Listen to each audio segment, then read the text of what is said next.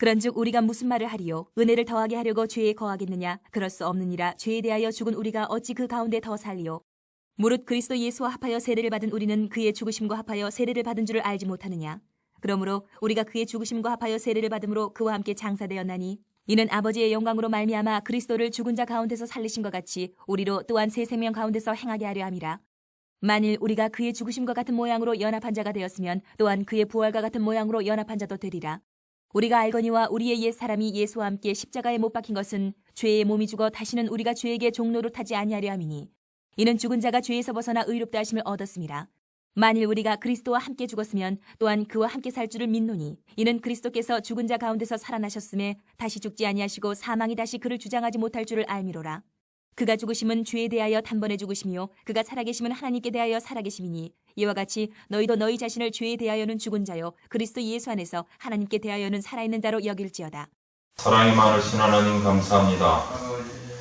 주 앞에 나와 엎드린 주의 백성들을 주님께서 기억하시고 굽어살펴 주시옵소서. 오늘도 주의 음성 듣기를 원합니다. 주의 말씀을 펼쳐 들었습니다. 이 말씀 가운데 주님께서 역사하셔서 우리 영혼에 깊이 각인되는 말씀이 되게 하여 주시옵소서. 오늘 주신 말씀을 통해서 내 삶이 변화되고 우리 교회가 변화되고 우리 나라가 변화되며 열방이 변화되는 역사가 일어나게 하여 주시옵소서. 감사를 드리며 예수 그리스도 이름으로 기도합니다. 아멘.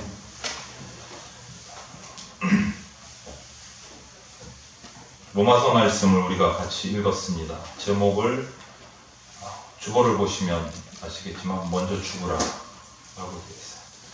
죽는다는 말을 좋아하는 분은 당연히 없을 겁니다.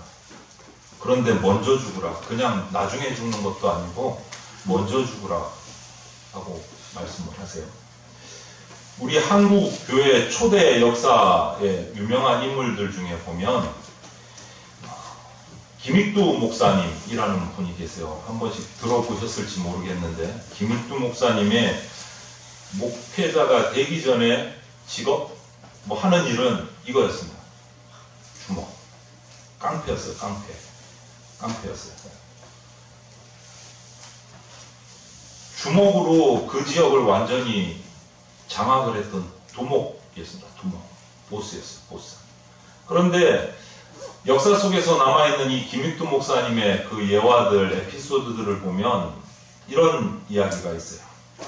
이 목회자가 되기 전에 주먹, 깡패 김익두가 어떤 과정을 거쳤는지 예수님을 믿게 됐어요. 예수님을 믿고 나서 이 김익두라는 인물이 가장 먼저 한 행동이 뭐냐면 자기가 살고 있던 그 동네에 자기가 보수로 활약하던 그 지역에 부고장을 돌렸어요. 부고장. 그 부고장 안에는 아무것도 없이 큼지막하게 적혀 있습니다. 김익두 사망 해가지고 자기가 주먹으로 평정했던 그 마을에 그 부고장을 다 돌렸어요. 김익두 사망이라고 크게 적힌 부고장을 돌렸어요. 이 부고장을 받은 마을의 사람들이 반신반의하는 거예요. 정말 죽었어? 그 주먹이 누가 죽였지? 어떻게 죽었어? 멀쩡했는데? 어제만 해도 멀쩡하게 돌아다녔는데 주먹을 휘두르면서 정말로 믿는 둥 마는 둥. 그런데 어느 날 보니까 멀쩡하게 막 시장통이고 마을 골목이고 돌아다니는 거예요. 그러면 그렇지. 죽기는 뭘 죽어. 그런데 달라진 모습은 옆구리에 성경책을 끼고 전도하면서 다니는 거예요. 전도하면서. 그 모습을 보고 있던 이 마을에 좀 불량한 청년 한 명이 저기 주먹 세다고 사기쳤구나 이러면서 뒤로 살그머니 가가지고 물바가지를 뒤집어 씌우고 도망을 쳐버렸어요. 죽기는 뭘 죽어. 또 거짓말했네. 이러면서. 이 김익두가 물을 홈박 뒤집어 쓰고 일어나면서 털털 물을 털고 일어나면서 이런 말을 남겼습니다. 김익두가 죽었으니까 망정이지 김익두가 살았으면 너는 벌써 요절났다. 이게 무슨 말이에요, 여러분? 옛사람 김익두가 죽음으로써 새사람 김익두가 살아났다는 얘기예요. 기믹두가 죽었으니까 망정이지 기믹두가 살았으면 너는 요절났다. 이 말 속에 있는 의미예요. 옛사람 기믹두는 죽었고 새사람 기믹두가 살아났다. 이것은 이 예화는 우리가 정말 제대로 살기 위해서는 제대로 죽어야 된다. 복음의 역설 중에 하나예요. 살기 위해서 먼저 죽어야 된다. 오늘 우리가 읽은 로마서 6장 말씀은 예수님께서 십자가에서 우리를 위해서 죽으시고 다시 살아나신 이유를 설명하고 있는 거예요. 로마서 6장. 한마디로 말하면 그 말씀이 4절에 나옵니다. 오늘 성경을 좀 몇 번 같이 읽을 텐데요. 4절에 보면 이런 말씀이 있어요. 우리로 또한 새 생명 가운데서 행하게 하려 함이라. 다시 말하자면 이것은 우리로 하여금 진정한 의미에서 살아있는 자로 살아가게 하시려고 예수님이 십자가에 죽으시고 다시 살아나셨다. 새로 살게 하시려고, 의미 있게 살게 하시려고, 새 삶을 살게 하시려고 예수님이 죽었다가 다시 살아나셨다. 요한복음 3장에 보면 예수님이 당시 사대교회 교인들의 삶의 모습을 표현한 모습 중에 이런 말이 있어요. 살았다 하는 이름은 가졌으나 죽은 자다 라고 말씀하신 것이 있어요. 살았다 하는 이름은 가졌는데 죽은 자다. 이게 무슨 의미이겠습니까, 여러분? 오늘 그 말씀은 우리 지금 현대를 살고 있는 우리들에게 적용을 한다면 여러분, 오늘 우리 한 사람 한 사람 각자 여러분의 삶이 객관적인 모습으로 평가하면 여러분 어떨 것 같습니까? 정말 산자답게 생명이 충만한 그러한 삶을 지금 살아가고 계십니까? 아니면 죽지 못해서 사는, 살기는 살았는데 죽은 인생을 살고 계십니까? 어떠세요? 1번이세요? 2번이세요? 충만한 생명으로 살아가고 있다. 1번. 살기는 살았는데 죽지 못해 산다. 2번. 어느 쪽이세요? 저한테 대답하지 마시고 눈으로 얘기하시는 분들이 벌써 계신데 이게 가슴으로 스스로에게 1번인지 2번인지 답을 한번 해보세요. 아유, 용감하게 또 2번이라고 말씀을 하시는 분이 계십니다. 우리 예수님은 무덤에서 죽음을 이기시고 사흘 만에 부활하셨습니다. 이 부활은요, 그냥 주님 한 분만의 사건이 아니에요. 예수님이 죽으시고 사흘 만에 다시 무덤을 여시고 살아나셨다. 이 말은 부활의 주님을 나의 주님으로 받아들이고 믿고 사는 제자된 저와 여러분들에게도 동일한 부활의 능력 안에서 살아날 수 있다라는 도장이에요. 도장. 확증이에요. 예수님 말의 부활이 아니고 살아나신 예수님을 믿는 제자들도 다시 살아날 수 있다라는 도장이에요. 확증이에요. 여러분. 이 사건이. 내가 살았으니 너희도 살리라 라는 이 말씀이에요. 내가 살았으니 너희도 살리라. 그러면 2020년 오늘 10월 25일이라는 오늘의 현장에서 저와 여러분들이 부활의 이런 능력을 체험하면서 새 생명을 가지고 그 안에서 인생을 살아갈 수 있는 비밀이 뭘까? 그게 중요하잖아요. 어떻게 하면 그렇게 살 수 있을까? 로마서 6장에 그 비밀을 풀 수 있는 세 가지 단어를 얘기하고 있어요. 세 가지 단어. 첫째는 알라, 알아라. 둘째는 여기라. 셋째는 들이라. 이것이 그 비결 단어 세 가지, 열쇠 세 가지예요. 열쇠 세 가지. 알아라, 여기라, 들이라. 정말 생명 충만한 제대로 된 인생을 살기 위한 세 가지 열쇠입니다. 세 가지 열쇠. 이 세 가지 열쇠 단어의 의미를 오늘 우리가 하나하나 살필 겁니다. 기억하시고 우리가 그런 열쇠 세 가지를 가지고 생명의 삶을 살 수 있기를 바랍니다. 아멘. 첫 번째 뭐였죠? 알라. 뭐를 알아야 되느냐?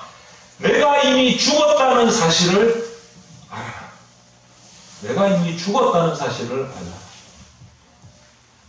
가끔 우리 성도들, 우리 대전교회뿐만 아니라 제가 이전에 사역했던 또 개인적으로 아는 그러한 성도들의 신앙 고백 중에 좀 흔히 듣는 말이 이거예요. 목사님, 제가 아직 죽지를 못해가지고 그래요. 제가 죽어야 돼요. 제가 아직 못 죽었어요. 참 많이 들어요. 네, 참 많이 들어요. 그래서 제가 믿음의 신앙생활 실패하고 있어요. 제가 못 죽었어요. 이런 말을 종종 들어요. 그런데 오늘 본문을 보면 여러분, 우리가 죽어야 한다고 말하지 않아요. 말씀은 뭐라고 말합니까? 이미 죽었다라고 말해요. 죽어야 한다가 아니고 이미 죽었다라고 말해요. 이미 죽었다.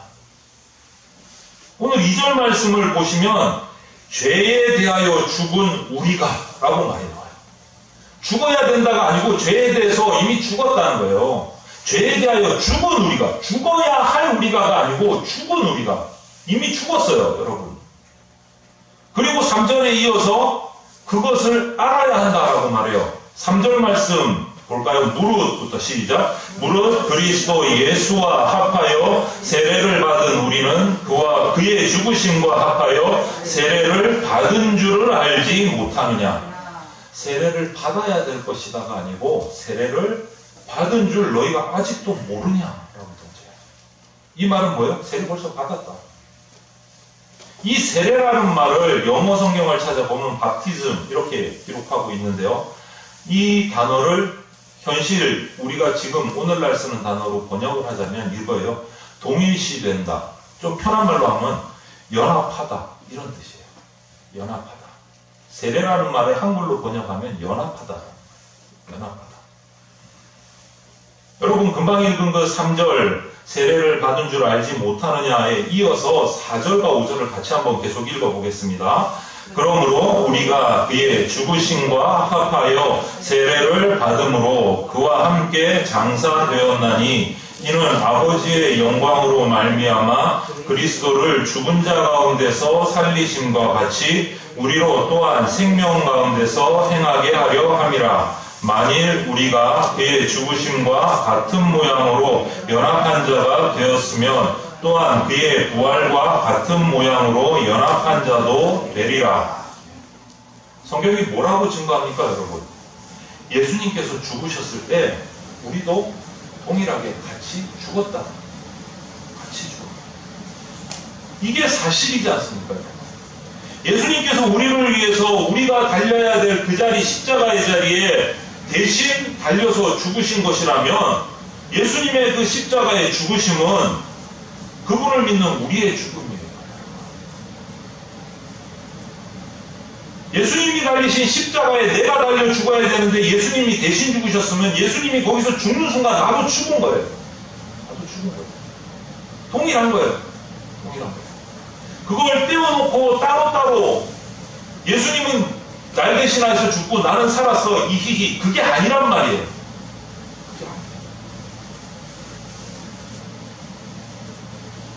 예수님께서 십자가에 죽으셨을 때 그분을 따르는 모든 제자들은 한 사람도 예외 없이 저와 여러분을 다 포함해서 그와 더불어 죽은 겁니다. 그래서 김익두 목사가 김익두가 죽었으니까 방정이지 라고 표현하는 거예요. 자기가 죽었다는 걸 고백하는 거예요. 예수님을 만나고 나니까 내가 죽는구나. 내가 죽었구나. 그거를 깨달은 거예요. 그래서 오늘 본문 금방 읽은 5절 말씀 보면 우리라는 말을 써요. 우리로 또한 우리가 그의 죽으심과 같은 모양으로 우리라는 말을 써요. 한 사람 예수님이 죽은 게 아니고 예수님을 믿는 모든 사람이 같이 죽었다는 거예요. 같이. 언젠가 이런 우스갯소리 했는데 또 우리 그러면 마음이 편해지시는 한국 분들이 많아요. 자기가 나는 하기 싫어 이 말 하고는 싶은데 차마 그러면 또 체면이 면이 안 쓰니까 대신 쓰는 말이 뭔 줄 아세요? 우리가 같이 해보자. 나 빼고 전부 다를 우리로 써. 이상해요. 국어사전이 좀 바뀐 것 같아요. 우리라는 말은 나도 포함되는 건데 요즘에 쓰는 우리는 그게 아닌 것 같아. 나 빼고 너희들 전부 다. 그거 아니에요, 여러분. 여기서 우리는 나를 포함한 예수 그리스도를 믿는 모든 자가 같이 죽었다는 뜻이에요.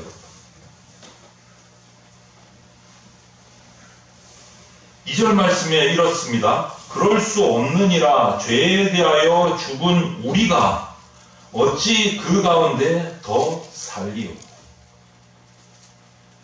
라고 말씀을 해요. 그러면 한 가지 질문이 생겨요. 궁금한 것이. 죄에 대해서 죽었다고 얘기하시고 그것을 따르라고 말씀하시는데 그러면 이미 죽은 우리가 어째서 아직도 죄도 짓고 그렇게 살아갈까? 이미 죽었는데. 죄에 대해서 죽었다면 지금쯤이면 이미 저와 여러분은 성자 수준에 올라가 있어요. 성자 수준. 그렇지 않나요? 근데 내가 성자 수준은 된 것 같다. 손 들어보세요. 없네. 그럼 이제 궁금하셔야 돼요. 죄에 대하여 죽었는데 왜 내가 계속 죄 때문에 이렇게 고통당하고 고민하고 죄와 싸워서 쓰러질 때도 있고 승리할 때도 있고 이렇게 힘들게 살아갈까? 이유가 뭐지? 죄에 대해 이미 죽었는데. 주님이 거기에 대답을 하세요. 3절에 너희가 몰라서 그래. 뭐를 몰라요 우리가? 죄에 대하여 죽었다는 사실을 몰라서 그렇다는 거예요. 죄에 대하여 죽은 사실을 몰라서. 그러니까 많은 성도들이 목사님 제가 아직도 덜 죽어서 그래요. 더 죽어야 되는데. 몰라서 그런 얘기가 나오는 거예요. 몰라서. 예수님은 같이 죽었다고 하는데 자기는 아니래. 저는 아직 덜 죽었어요. 예수님이 같이 죽었다고 하는데 왜 나는 덜 죽었다고 얘기하냐? 여러분이 예수님보다 세세요? 예수님이 너하고 나는 이미 같이 죽었어. 그런데 아니요 목사님 저는 아직 안 죽었어. 그런 사람한테 주시는 말씀이 2절에 알지 못하느냐. 모르시는 거예요. 아직도 나하고 같이 너가 죽은 거 알지 못하느냐. 2차 세계대전이 끝났을 때 여러분 이런 일이 있었다고 합니다. 필리핀에 섬이 많아요. 그런데 그 작은 섬 한 군데서 정글이 있고 인가가 보면 거기서도 전쟁이 있었는데 2차 대전 그 정글에서 패배했던 일본인들 무리가 정글 깊숙이 숨어 들어갔어요. 이제 총탄도 다 떨어지고 싸울 그게 없으니까 살기 위해서 정글 깊숙이 숨어 들어갔어요. 미군들을 피해가지고 숨어 들어갔어요. 그렇게 숨어 들어가 있다 보니까 2차 대전이 끝났다는 소식을 듣지를 못한 거야. 전쟁은 끝났는데 계속 정글에서 숨어서 살았던 거예요. 전쟁 중인 줄 알고 살기 위해서 적군에게 포로되지 않으려고 정글 속에 숨어 들어가서 살았던 거예요. 그 사람들 가운데 한 사람인 히로 오다나라는 중이에요. 중이가 1974년에 마을 사람들에 의해서 발견이 됐어요. 전쟁이 끝남과 동시에 자유인이 돼서 살 수 있었는데 무려 2차 대전이 종전되고 30년 동안 정글에 숨어서 산 거예요. 여러분 이해가 되세요 이게? 전쟁이 끝났어요. 본국으로 돌아가고 자리 잡고 자유롭게 살 수 있었어요. 그런데 전쟁이 끝났다는 소리를 정글 깊숙이 숨어 있어서 못 들은 거예요.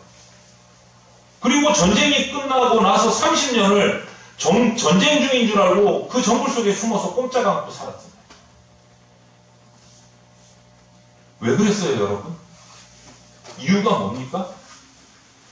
딱 하나잖아요. 전쟁이 끝난 걸 몰라서. 전쟁이 끝난 걸 몰라서. 이해가 되세요, 여러분? 정말 답답하시죠? 아니 전쟁이 끝난 걸 못 들어서 30년을 전쟁 중인 줄 알고 혼자 정글에서 파묻혀 산 거예요. 얼마나 비참하게 살았겠습니까? 이유는 딱하네요. 몰라서. 전쟁은 끝났는데 그걸 몰라서 못 들어서 어처구니 없는 일이잖아요. 기가 막힌 일이잖아요. 이런 황당무계한 일이 어디 있어요, 여러분? 그런데 오늘날 많은 그리스도인들이 죄에 대하여 이미 죽었다는 사실을 몰라서 죄와 싸우면서 살아가고 있어요. 똑같아요. 이 중이야. 일본군 중이야. 똑같아요. 똑같다는 말은 뭐예요? 정말 어처구니 없이 살아간다는 거예요. 정말 황당무계하게 살아간다는 거예요. 왜? 내가 예수님과 함께 이미 죽었다는 걸, 죄에 대하여서 죽었다는 걸 몰라서.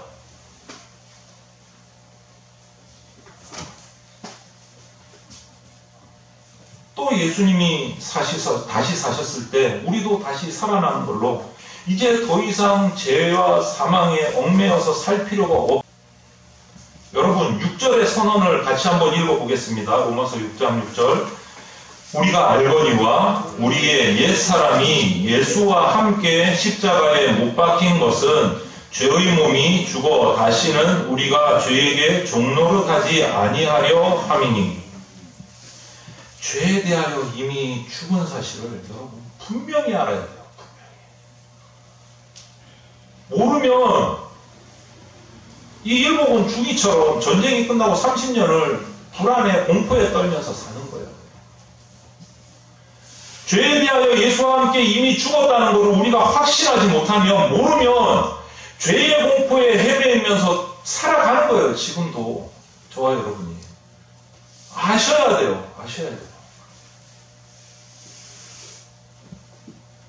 그것이 영원한 생명, 기쁨의 생명으로 살아나갈 수 있는 첫 번째 단어, 알라는 거예요. 우리가 죄에 대하여 죽었다는 것을 알아야 된다. 두 번째 단어는 뭐였습니까, 여러분? 여기라. 본문은 죄에 대하여 죽은 자로 죽은 자임을 알고 살아야 한다고 말하고 나서 계속해서 무슨 얘기를 하냐면, 우리 자신을 죽은 자로 이제는 여기면서 살아가야 된다. 11절 말씀을 보십시오, 여러분. 이와 같이 너희도 너희 자신을 죄에 대하여는 죽은 자로 그리스도 예수 안에서 하나님에 대하여는 살아있는 자로 여길지어다.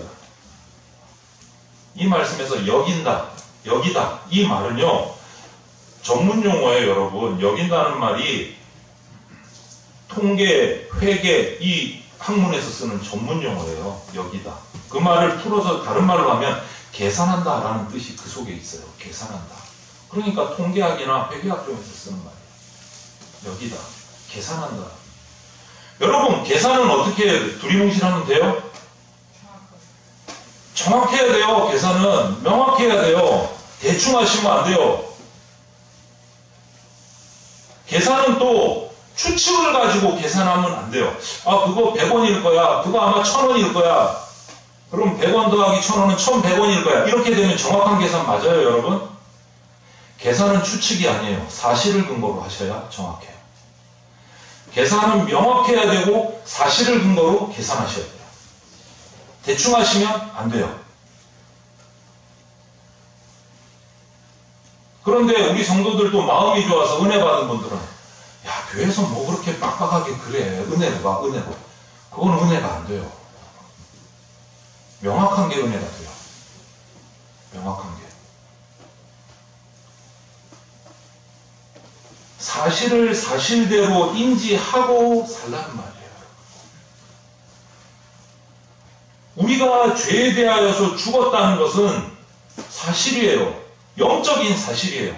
예수 그리스도의 십자가에 죽으심으로 말미암아 나도 죄에 대하여 그 순간 죽었다는 것은 영적인 사실이에요, 여러분. 두리뭉실한 얘기가 아니에요. 뜬구름 잡는 얘기가 아니고 역사 속에 있어 일어난 팩트예요.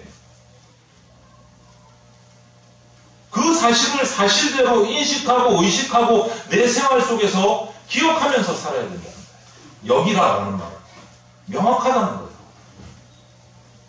대충 생각하지 마. 죽었을 것 아마? 죽었을까? 이런 말 하지 마세요, 여러분. 팩트예요. 자신을 그 사실, 내가 죄와 함께 죽었다는 것, 죄에 대하여 죽었다는 것, 예수 그리스도와 함께 죽었다는 것 늘 일깨우면서 그 사실을 기억하면서 살아가야 된다는 말이에요. 여기라라는 말. 죄에 대하여 죽은 게 사실이라면 일본군 중위가 정글에 숨어 있는 동안 2차 대전이 끝났다는 게 사실이라면 일본군 중위는 뭡니까? 자유인이에요.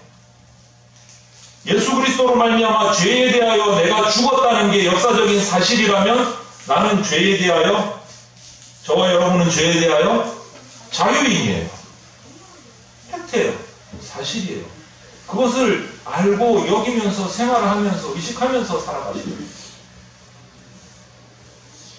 그런데 문제는 우리가 그 죄에 대한 자유인으로 살지 못한다는 거예요. 왜 그래요? 그 사실을 인식하지 못해요. 그 사실을 내 생활 속에 적용하지 못해요. 그래서 자유인이 되지 못하는 거예요. 여러분, 세례 왜 받습니까? 우리 교회도 세례 주시잖아요. 목사님께서. 세례 왜 받습니까? 직분자 되려고 세례 받습니까? 우리 청년들은 뭐 결혼하려고 세례 받습니까? 그것도 뭐 틀린 말은 아닌데 목적이 그게 되면 안 된다는 거지. 세례는요, 장례식이에요. 죽는 거예요, 세례는. 우리가 예수 안에서 예수님과 함께 죽었다라는 것을 확인하는 예식이 세례식이에요. 내가 예수님과 함께 죽었습니다를 고백하는 시간이 세례예요. 아, 목사님 물 얹으니까 어우 찌찌려. 오늘 여기 염색했는데 뭐 머리 뭐 칠했는데 왜 물을 뿌려? 이런 마음으로 세례 절대 받지 마세요, 여러분. 큰일 나요. 세례식은 장례식이에요. 내가 예수님과 함께 죄에 대하여 죽었다라는 장례식이에요. 그 의미를 가지고 새기면서 세례 받으셔야 돼요. 여러분의 자녀들에게 그것을 가르치고 세례 받게 하셔야 돼요.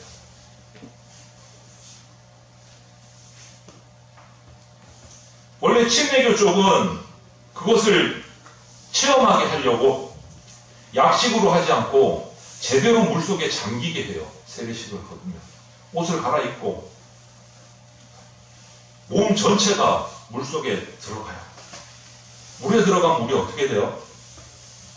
죽는 거죠. 그리고 나서 다시 일으켜요. 그건 뭐죠? 살아나는 거죠. 우리가 죄에 대하여 죽었고 이제 예수 그리스도로 말미암아 살아났다라는 예식이 세례식이에요. 그것이 오늘 본문 4절 5절 말씀이에요. 세례는 일생에 한 번 이례적인 예식으로 끝나지만 여러분, 이 사건을 기억하고 적용하고 날마다 일상적으로 내가 죄에 대하여 죽고 예수 그리스도로 말미암아 살아났다는 것을 날마다 기억하시고 날마다 적용하시고, 나는 죄에 대하여 죽은 자야, 하나님으로 말미암아 살아있는 자야, 이거를 날마다 고백하셔야 돼요. 잊으시면 안 돼요. 유럽과 미국에서 노예제도가 있었던 그 시절이 마무리되면서 노예 해방이 막 이루어졌어요. 그래서 노예로 생활하던 사람들이 자유인이 됐는데도 불구하고 어떤 부작용이 일어났느냐? 한동안 노예처럼 산 거예요. 노예처럼. 왜 그래요? 노예 생활이 익숙한 거예요. 노예 생활. 집 안에 들어가서 침대에서 자야 되는데 침대에서 못 자게 하는 거예요. 침대 옆에 바닥에 웅크리고 자야 속이 편한 거예요. 왜 그래요? 여러분? 자기가 자유인이라는 그게 실감이 안 되고 인식이 안 되는 거예요. 노예 근성이 몸에 배인 거예요. 노예 근성. 이런 사람들에게 뭐가 필요합니까, 여러분? 자유인이라는 새로운 자기 신분에 대한 의식이 필요한 거예요. 생활화, 의식화가 필요한 거예요. 노예 행동이 나올 때마다 자기 자신에게 이렇게 다짐할 필요가 있어요. 노예는 죽었어. 너 이제 자유인이야. 이거 외치셔야 돼요.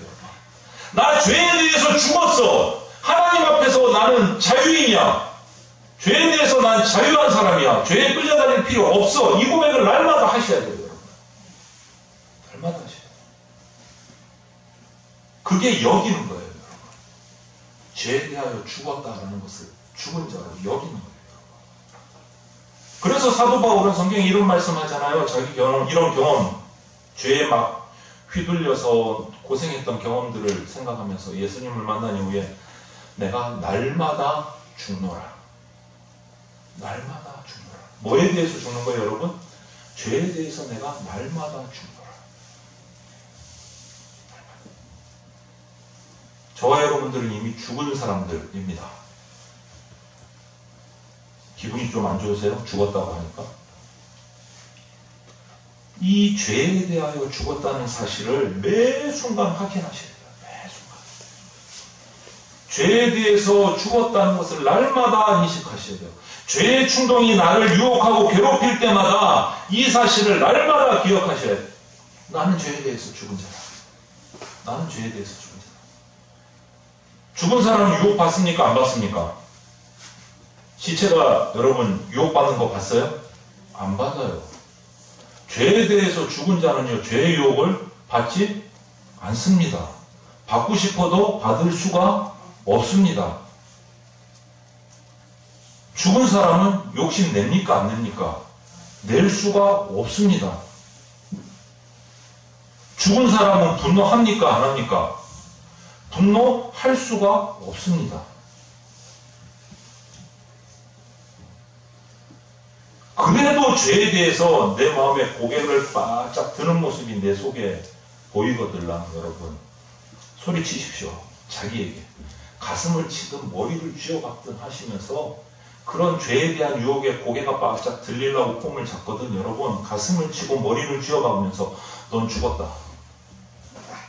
내 죄 때문에 예수님께서 십자가에 죽으셨을 때 너는 이미 죄에 대하여 죽었다. 스스로에게 그렇게 외치셔야 돼요. 외치셔야 돼요. 이미 죽었다. 죄에 속한 우리의 옛사람이 죽은 것을 날마다 선포하시면서 살아가야 됩니다. 마지막으로 드리라 했어요. 산자로 드리라. 본문은 우리가 우리 자신을 죄에 대해서 죽은 사람으로 여기고 살아야 된다라고 교훈을 하고 나서 끝내지 않고 여러분 11절을 같이 보겠습니다. 이와 같이 너희도 너희 자신을 죄에 대하여는 죽은 자요 그리스도 예수 안에서 하나님께 대하여는 살아있는 자로 여길지어다. 한 걸음 더 나가는 겁니다. 하나님을 향해서 살아있는 자로 여기면서 살아가야 된다. 하나님께 대하여 살아있는 자. 이제 다시 산 것은 하나님과 관계 안에서 다시 산 거예요. 죄와의 관계가 아니고 하나님과의 관계 안에서 산 거예요. 이 사실을 의식하고 기억하고 고백하면서 살아야 된다. 그런데 바울은 이 교훈을 단순하게 의식하면서 고백하면서 사는 거 말고 그걸로 끝내지 말고 한 걸음 더 나가야 된다. 그것을 구체적으로 얘기한 것이 12절 뒷부분 하반절인데요. 그러므로 너희는 죄가 너희 죽을 몸을 지배하지 못하게 하여 몸의 사욕에 순종하지 말고 이 삶의 지침을 한마디로 말하면 드리라. 계속해서 13절 보십니다. 또한 너희 지체를 불의의 무기로 죄에게 내어주지 말고 오직 너희 자신을 죽은 자 가운데서 다시 살아난 자 같이 하나님께 드리며 너희 지체를 의의 무기로 하나님께 드리라. 이제부터는 우리 몸을 죄의 목적에 드리지 말고 하나님의 목적에만 드리라는 거예요. 우리 몸을 죄 짓는 일에 쓰는 것은 죄의 도구가 되는 것이고 의로운 일에 쓰면 의의 도구가 되는 거예요. 주님께서 우리를 다시 살리신 이유가 뭐겠습니까? 죄의 도구로 쓰라고 다시 살리셨겠습니까? 아니지 않습니까? 우리의 삶을 거룩한 하나님의 도구로 사용하라고 우리를 다시 살리신 거예요. 하나님의 도구로 쓰라고. 너는 죄에 대해서 죽었어. 이제 하나님에 대해서 다시 산 거야. 라고 말씀하십니다. 보수적인 교회일수록 그런 성향이 강해요. 거룩해야 된다. 거룩. 그러면 뭐 안 하는 것만 생각해요. 안 하는 것만 생각해요. 거룩하려면 죄 지으면 안 돼, 욕하면 안 돼, 주일날 돈 쓰면 안 돼, 뭐 하면 안 돼, 뭐 하면 안 돼, 뭐 하면 안 돼. 저도 재봉교회에서 태어난 3대입니다. 수없이 안 된다는 말만 들으면서 자랐어요. 왜? 그게 거룩한 거니까. 제 나이가 얼마 안 되지만 안 된다는 말 들은 걸로 계산하려고 그러면 저도 여중에서 상위권에 들 수 있을 것 같아요. 태어나면서부터 너는 거룩하니까 이것도 안 돼, 저것도 안 돼, 저것도 안 돼. 수없이 안 돼. 그런데 여러분, 거룩은요, 무엇을 안 하는 것만 거룩한 게 아니에요. 깨셔야 돼요. 그 고정관념을, 잘못된 신앙의 틀들을 성경적이지 않은 부분은 깨트리셔야 돼요. 물론 손으로 입으로 모든 죄를 짓지 않는 것 당연히 거룩한 거죠. 안 해야 돼요. 죄 짓지 않아야 돼요. 왜? 죄에 죽었으니까. 죄에 대하여 죽었으니까. 그거는 당연한 거고. 그런데 거기서 머물면 안 되고 한 걸음 더 나가서 적극적으로 긍정적으로 우리가 해야 될 것이 뭐냐? 더 중요한 게 이거예요. 우리 손으로 입으로 몸으로 죄 짓지 않는 것으로 끝내지 말고 죄 짓지 않는 그 손과 입과 몸으로 하나님의 일을 더 적극적으로 해야 된다. 안 하는 게 아니고 해야 된다. 주일날 돈 안 쓰는 것만 신앙생활 잘하는 거야. 그러면 끝이에요? 이거 100점 줄까요, 여러분? 안 하는 대신 뭐 해야 되는데요? 예배해야 되잖아요. 기도해야 되잖아요. 찬양해야 되잖아요. 헌신해야 되잖아요. 그거는 안 해. 똑같이 다 안 해. 그건 거룩한 게 아니에요, 여러분. 죄를 안 지으려고만 하지 마세요, 여러분. 거룩한 일에 자신을 들이세요. 내 시간, 내 존재, 내 가진 것, 내가 받은 은사들을 하나님의 일에 들여보세요. 죄 지을 시간이 없어요. 죄 지을 시간이 없어요. 죄의 유혹에 빠져들 시간이 없어요. 하세요. 뭐를요? 하나님의 일을 하세요. 하나님이 기뻐하시는 일들을 삶 속에 자꾸 만들어 보세요. 바빠서 목사님 주일날 예배 드린 것만 해도 제가 정신이 없어요. 그렇게 말하지 마세요. 우리는 죄에 대하여 죽은 자예요. 그러면서 잠은 어떻게 자십니까? 그렇게 바쁘신 분이. 잠은 또 잘 자시더라고요. 식사는 어떻게 하십니까? 그렇게 바쁘신 분이. 먹어야 사니까요. 그러면 말씀을 안 읽고 안 들으면 영이 죽는 거는 못 느끼세요?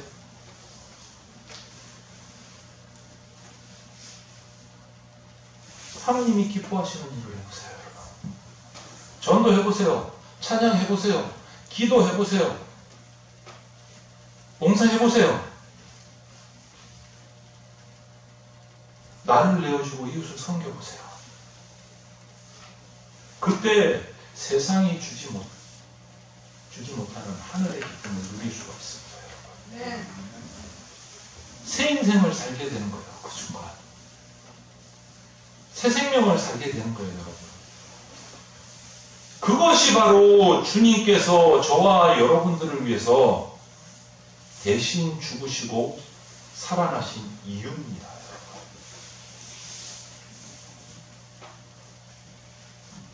너 살고 싶은 대로 살라고 대신 죽어주신 거 아니에요. 하나님이 사랑하시는 여러분, 정말 제대로 살고 싶으세요? 십자가 앞에 나오셔야 돼요. 십자가 앞에 나오셔야 돼요. 거기서 여러분들을 위해서 죽으신 예수 그리스도를 바라보셔야 돼요. 그러면 새로 살 준비가 된 거예요. 저와 여러분들. 새 삶을 살 준비가 된 거예요. 십자가 앞에 나와서 예수님을 바라보기 시작하시면 새 삶을 살 준비가 되신 거예요. 왜? 그분께서 다시 사셨기 때문에. 거기서 끝이 아니기 때문에. 예수님 때문에, 예수님의 그 십자가 때문에 저와 여러분의 인생 새 생명이 충만한 인생을 사실 수 있게 되는 겁니다.